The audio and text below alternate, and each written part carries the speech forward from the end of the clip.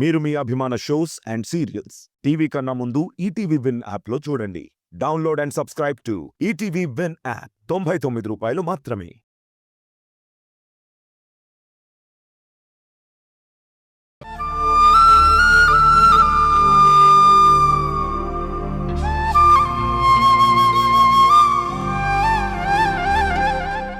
గుణ ఎందుకు టైం అడిగాడో, ఈ time lapse లో ఏం జరుగుతుందో, మళ్ళీ తన మనసు ఎలా మారుతుందో అని చాలా భయంగా ఉంది. నువ్వేం భయపడాల్సిన అవసరం లేదు. ఈ శక్తి నీ వెనకాల ఉంది. ఆ జనని ఇంట్లోకొచ్చి పాతుకుపోతేనే మెడపట్టి బయటికి గెంటించిందాన్ని. అవన్నీ జరిగి తీరాయి. అలాగే నీకు గుణాకి పెళ్లి చేస్తానని మాటిచ్చాను. ఖచ్చితంగా చేసి తీరుతాను.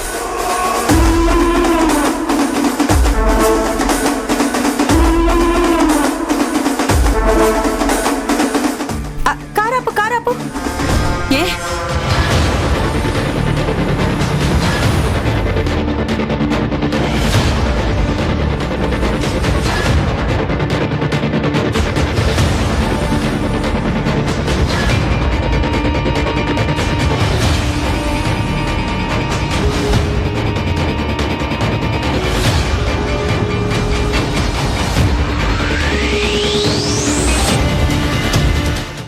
ఆవిడ్ని గుర్తుపట్టావా? జనని ఆవిడతో ఏదో మాట్లాడుతోంది. అవును, నువ్వు చెప్పేది కరెక్టే. జననితో ఏం మాట్లాడుతుంది? అదేంటో మనం తెలుసుకోవాలి. మొన్నే ఒకసారి అనవసరంగా వెళ్ళి చెంప దెబ్బ తిన్నాం. మళ్ళీ ఇప్పుడు వెళ్తే ఏం జరుగుతుందో ఏమో. మనకు అవసరమా? మన శత్రువు మీద మనం గెలవాలంటే వాళ్ళ ప్రతి కదలిక మీద మనం కన్నేసుంచాలి. వాళ్ళేం మాట్లాడుకుంటున్నారో మనం ఖచ్చితంగా విని తీరాలి. ఆవిడితో ఈవిడికేం పని? ఈవిడికి ఆవిడితో ఏం మాటలు?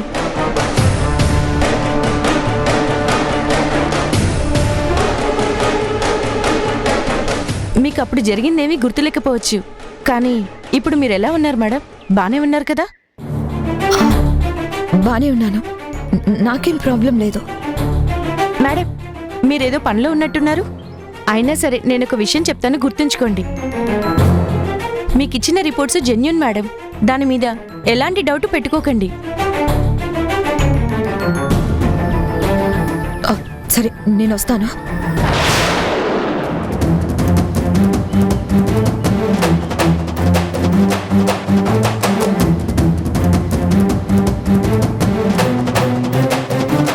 డిఎన్ఏ నెగటివ్ రిపోర్ట్ కూడా ఇందులోనే ఉంది. ఇది శక్తి కంటే పడకూడదు.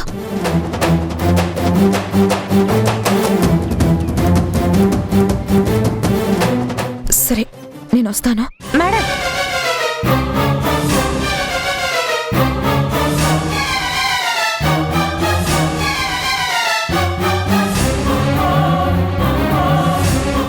ఏంటి ఏంటి? ఆ జనని నన్ను చూసి అలా భయపడుతూ వెళ్ళిపోతుంది. అవును, జనని నీకు భయపడేది కాదు కదా, నిన్ను భయపెట్టే మనిషి. తనెందుకలా భయపడి వెళ్ళిపోతోంది? అది అర్థం కాకే కదా నిన్నడిగింది. కాని జనని ఎందుకలా భయపడి వెళ్ళిపోయింది? Something is there. ఏదో ఉంది. లేకపోతే ఆ జనని నన్ను చూసి భయపడాల్సిన అవసరం లేదు. ఆ జనని ఈవిడితో ఏం మాట్లాడిందో, ఈవిడ జననితో ఏం మాట్లాడిందో తెలుసుకొని తీరాల్సిందే. ఆవిడ వెళ్ళిపోతోంది కదా. ఆవిడెళ్ళిపోతే ఏంటి? ఈవిడుంది కదా.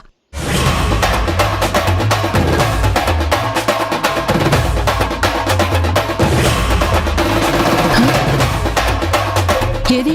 ఈవిడెక్కడ మాయమైపోయింది? కనుపుడ్డం లేదే. నువ్వు నాతో మాట్లాడేటప్పుడు ఆవిడ దారిని ఆవిడ వెళ్ళిపోయి ఉంటుంది.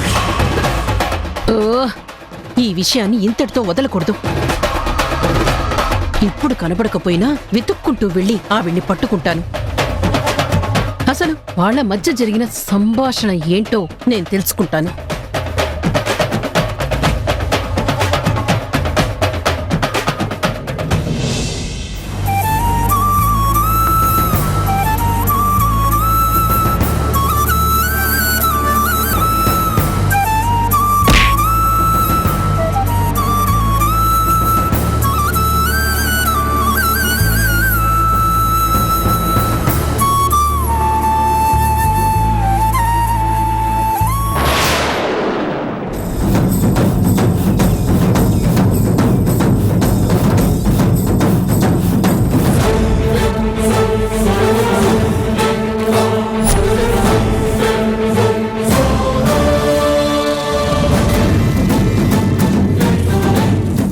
ఆవిడ గారు ఎక్కడికో వెళ్ళినట్టుంది. ఈ మధ్య ఎవరికీ చెప్పకుండా పొద్దునే వెళ్తుంది, పొద్దుపోయాక వస్తుంది. ఇంటికొస్తే మా ప్రశ్నకి సమాధానం చెప్పాల్సి వస్తుందేమోనని. సమాధానం అయితే చెప్పదు, కానీ ఇదివరకటి కంటే మా మీద ఎక్కువ కన్సర్న్ చూపిస్తుంది. ఎందుకో అర్థమై చావట్లేదు.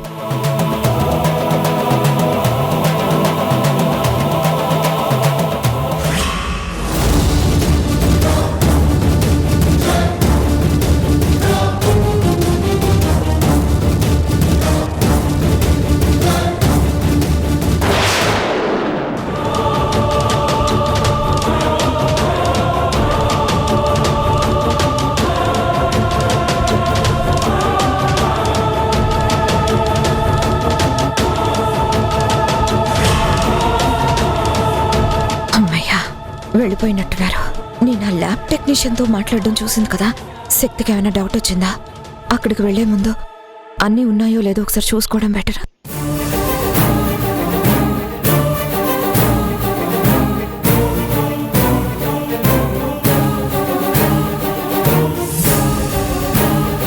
అంటే DNA రిపోర్ట్ ఇంట్లోనే ఉందన్నమాట. పెట్టెలో నుంచి బయటకు తీసానే, అక్కడెక్కడైనా మిస్ అయిందా? దాన్ని మధు చిన్నగానే చూస్తే అమ్మో.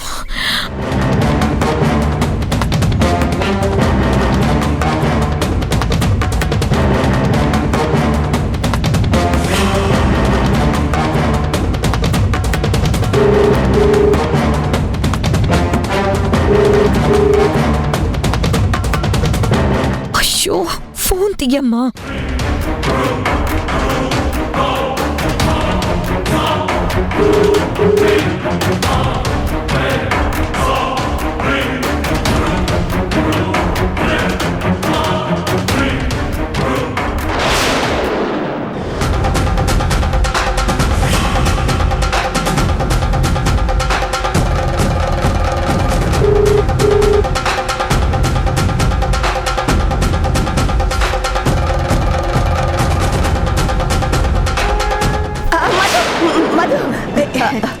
ఏమైంది?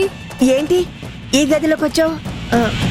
బాల్ పడింది, తీసుకుందా అని వచ్చాను. ఈలోగా అక్కడేవో పేపర్స్ కనిపించాయి. పేపర్సా? అవి పొద్దున ఊడుస్తున్నప్పుడు పడేలే, నేనే మర్చిపోయాను.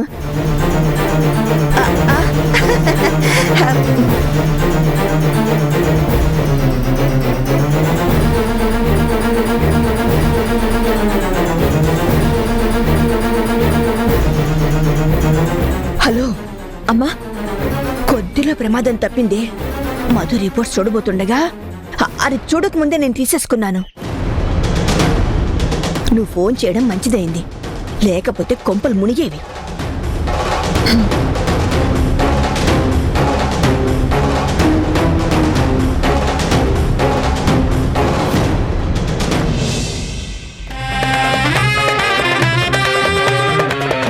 ఆయన గారు పంపించిన మనీ ఆర్డర్ తాలూకు కవరు ఎక్కడ దాచిందో ఏమో.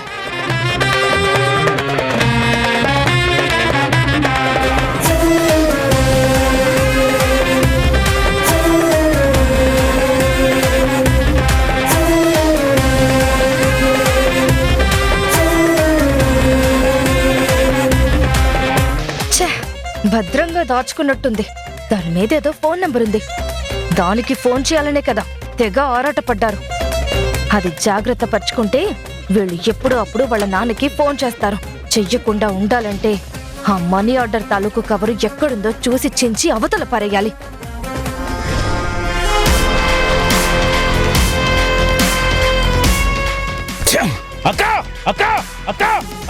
ఈ వెధవ రంకెలేస్తున్నాడంటే ఏదో ఘనకార్యం చేసొచ్చినట్టున్నాడు.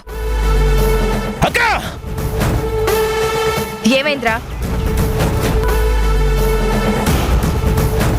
తన్నులు తినొచ్చినోడి మొహంలాగా మొహం అంతా అలా ఉందేంటి? ఎందుకు ఆంబోతులా రంకెలేస్తున్నా? మెల్లిగా పిలిస్తే రాననుకున్నావా?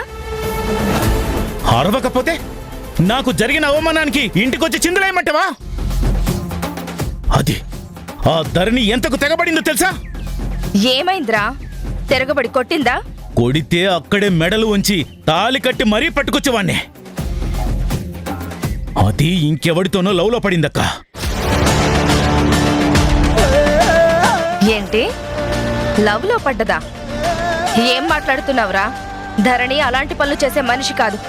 అంటే నా మాట కంటే నీకు దాని మీదే నమ్మకం ఎక్కువ? నా కళ్ళతో నేను చూశాను.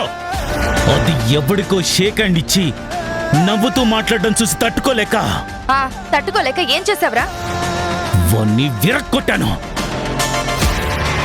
ఆ తరువాత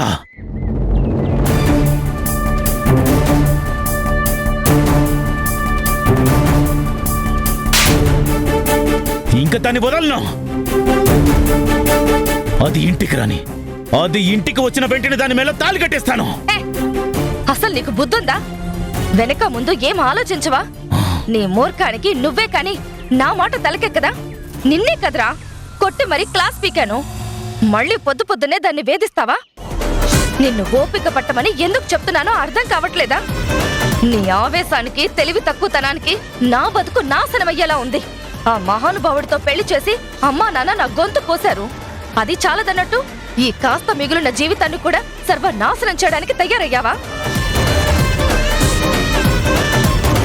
నువ్విలాగే తెగబడితే అది ఏదో ఒక రోజు నీ బాధ భరించలేక తమ్ముడితో కలిసి ఇంట్లో నుంచి వెళ్ళిపోతే నువ్వనుకున్నది నేననుకున్నది రెండూ తలకిందులైపోతాయి.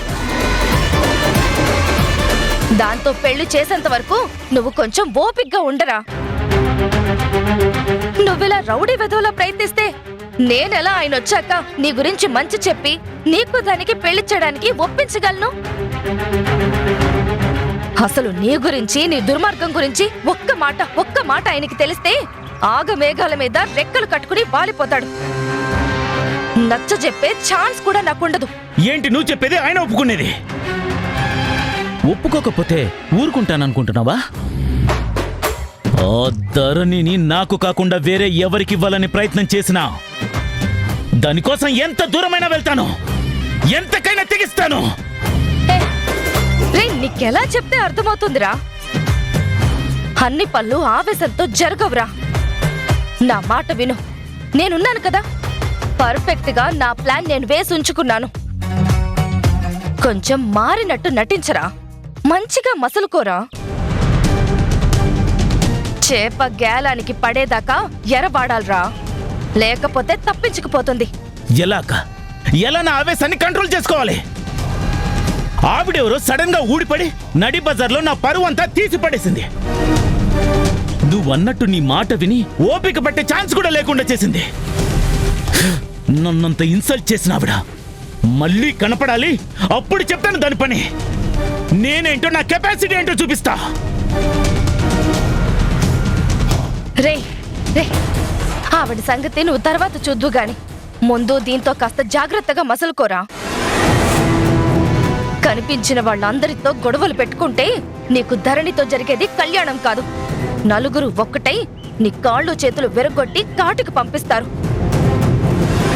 కూర్చుని ఆలోచించరా. ఆవేశాలే అన్ని అనర్థాలు తెచ్చి పెడతాయి. నేను చెప్పాల్సింది చెప్తున్నాను. ఆ తర్వాత నీ ఇష్టం. నీ చావు నీదే, నా చావు నాదే. ఎవరితో చూసినా గొడవలే. ఛే!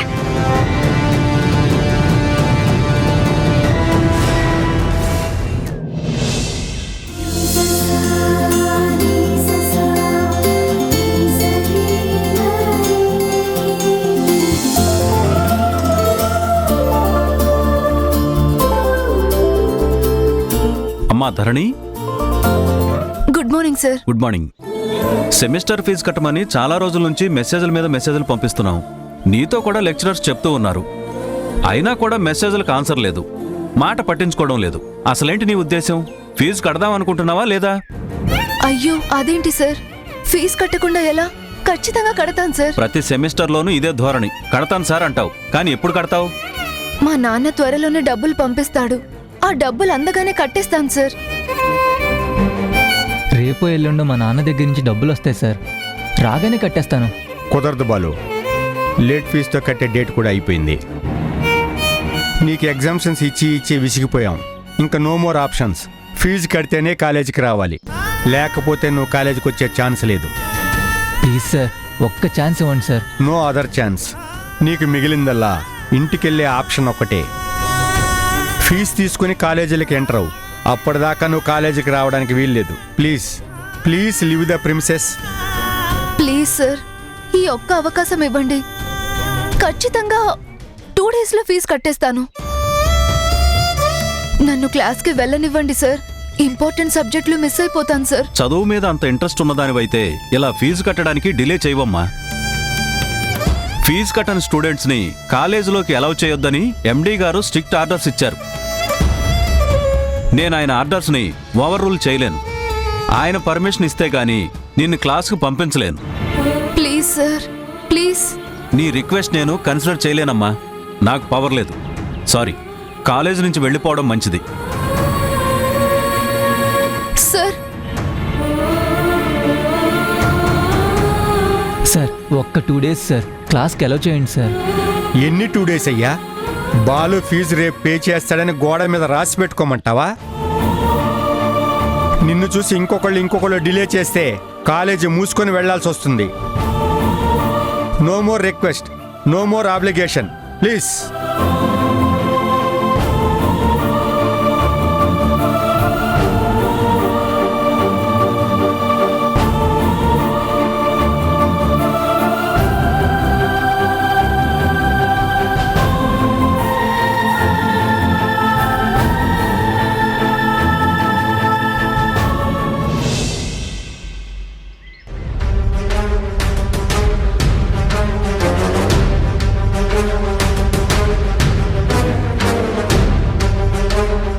జనని ఎప్పుడైనా నాకు ఎదురు తిరిగి మాట్లాడేదే కాని ఈసారి కొత్తగా ఎందుకు నన్ను చూసి భయపడి వెళ్ళిపోయింది? దీని వెనక ఏదో బలమైన కారణం ఉంది.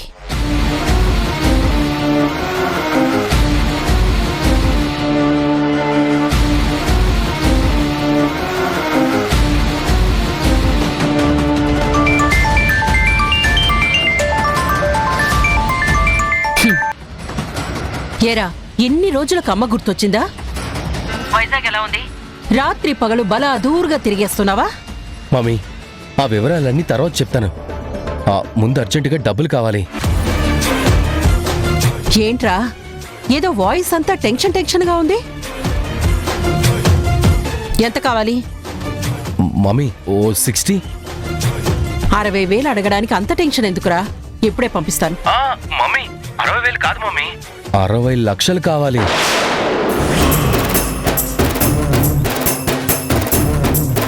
60 లక్షలా? ఏంట్రా, హాస్పిటల్లో ఏమైనా బెడ్లకి లక్షలు కాస్తున్నాయి అనుకున్నావా? అయినా అంత డబ్బు అర్జెంటుగా కావాలంటున్నావు, ఎందుకురా? మమ్మీ, అనుకోకుండా ఒక ప్రాబ్లంలో ఇరుక్కున్నా. నిన్న నైట్ వైజాగ్లో ఒక బిగ్గెస్ట్ రిచ్ అమ్మాయితో పార్టీకి వెళ్ళాను. అక్కడ అందరం తెలియకుండానే డ్రగ్స్ తీసుకున్నాం. ఆ పార్టీ అయిపోయాక డ్రైవ్కి వెళ్తున్నప్పుడు నాతో పాటు ఉన్న అమ్మాయి నేను డ్రైవ్ చేస్తానని పట్టుపడితే తనకి డ్రైవింగ్ ఇచ్చి నేను పక్కన కూర్చున్నాను. మమ్మీ, అది నీకు అలవాటే కదా, ఇప్పుడేమైంది? తను మత్తులో యాక్సిడెంట్ చేసింది మమ్మీ.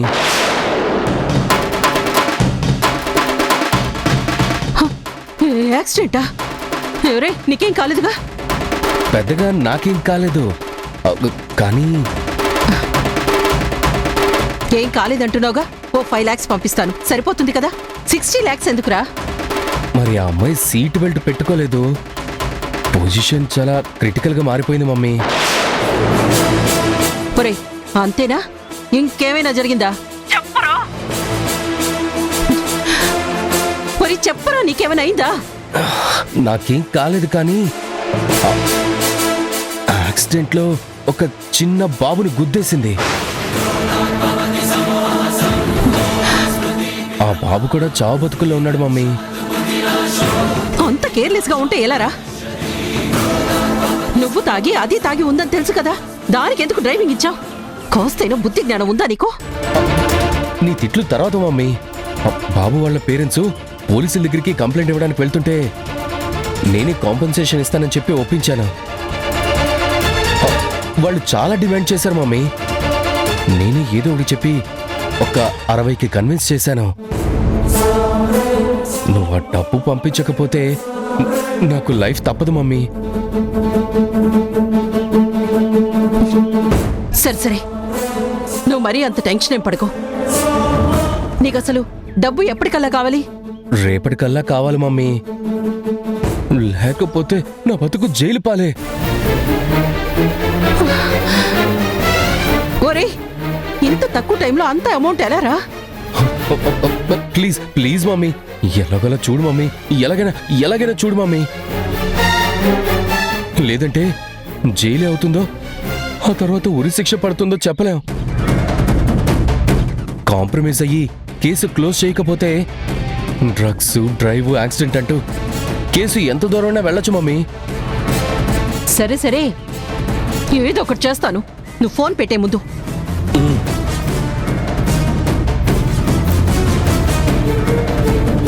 $60 లక్షల ఎక్కడి నుంచి తేవాలి?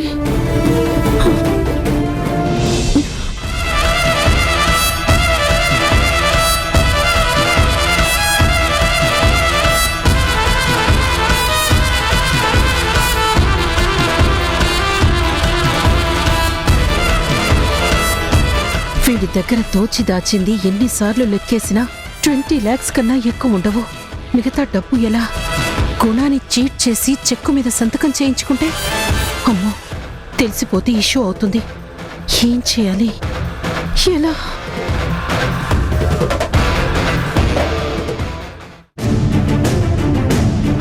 ఇదిగో అన్న నీ పర్స్ నీ జేబులో నుంచి పడిపోయింది.